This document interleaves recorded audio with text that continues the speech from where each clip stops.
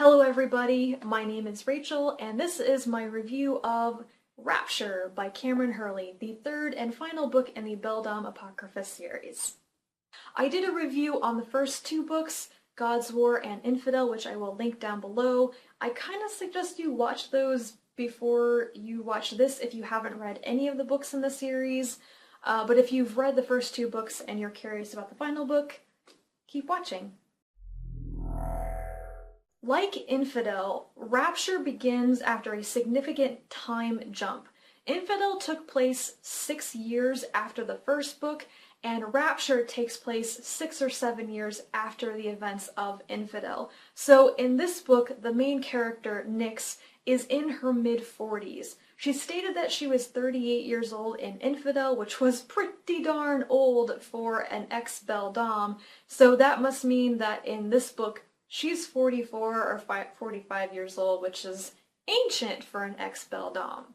Nyx has been in exile from Nasheen, and yeah, she's basically retired. She is in political exile because of her war crimes or whatever from Infidel. Spoilers, if you have not read the first two books, maybe you skip forward a little bit here.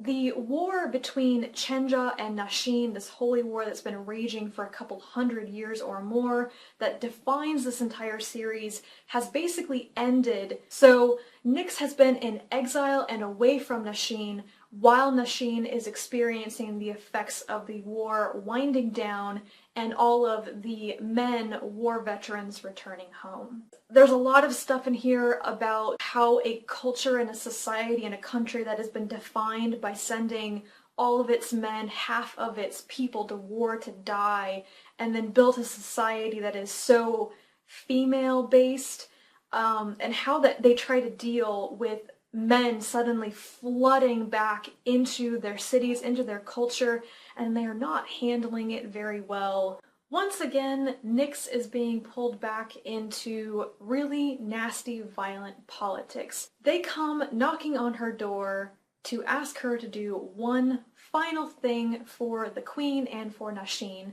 and that is to find a man named Rain, who she killed 13 years ago. I don't even consider that to be a spoiler. People come back from the dead all the time in this series, but it turns out Rain has reinvented himself as sort of a politician, and he is a leading political figure for all of the male war veterans, and the Queen is asking Nyx to recover him because he has been kidnapped, and they say that if he just disappears, they will have a revolt and a war on their hands from all the boys in Nasheen. Nyx is not thrilled about being dragged out of exile for this, especially because she's really good at killing people. She's not good at bringing them back alive, and that's exactly what they're asking her to do. But she gets a new team together. You get introduced to characters like Ahmed, who is one of the war veterans, Kage, who is a Drusian, a new type of race or ethnicity that you haven't heard about before. Esha from Infidel returns. He is now a young man instead of a little boy. And there's a mysterious woman named Safia that shows up, and another woman who is sort of tagging along with Esha, whose name is Isabet. Isabet and Esha are part of Anaya's underground Rostigan group to help shapeshifters gain their proper place in society. But yeah, as soon as Nyx shows up, they just go off to help her because it's Nyx. All of these people get together with their guns and their bugs and their money, and they start this extremely long trek across multiple areas of the planet Umema that you haven't seen before, and predictably, it doesn't go very well. My real summarized thoughts on Rapture are that it is a good book.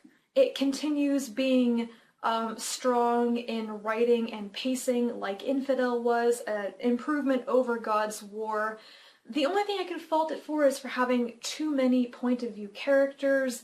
I thought that Infidel had just the right number. I think it maxed out at 3 or 4, but with this one, you get Nyx's, you get Ree's, you get Anaya, you get Esha, you get Isabet, Did I miss anybody? Oh, you get Safia's in there at one point. Oh my god. Oh, and I forgot Ahmed's. There are so many points of view. And I couldn't tell a lot of them apart, to be honest. Anaya was very distinctive, Nyx was very distinctive, but Safia was not. I actually started mixing Safia's points of view up with Nyx's, but other than that, it was a very satisfying book to read. It continues the themes of violence, no-win situations. Everyone screws up, Nyx screws up. People do survive though, so if you're worried about finishing the series and everyone being dead, it's not Shakespeare. Some people do survive. Yes, so be happy about that. And the ending was good. There were certain things that Nyx did in the end that kind of wrapped up her role in things, helped wrap up Ahmed's storyline, and the end for Nyx was kind of exactly what I expected from her, and I think I can safely say that this book concluded. This is an end to the story. This is played out as far as she wants it to play out, and I'm really happy with that. I gave this book 4 out of 5 stars on Goodreads and 3.5 stars over on Library Thing. Once again, they are good books. They are challenging. If they come to you at the right time, I think they would really expand your reading horizons, especially if you're trying to read more diversely or outside of the tropes and stereotypes of SFF. But they have some flaws. But you know, other than that, this was a good series. I'm very glad I read it. I could definitely recommend it to people, and I'm glad that it ended on the note that it did. If you have read this book, please tell me. I know a lot of people have been saying that they're intending on reading God's War or Infidel, or they've gotten as far as Infidel, but if you've actually read the entire series and you want to talk about how the series ends and what happens in it, please comment down below. I would love to talk about it. And until my next video,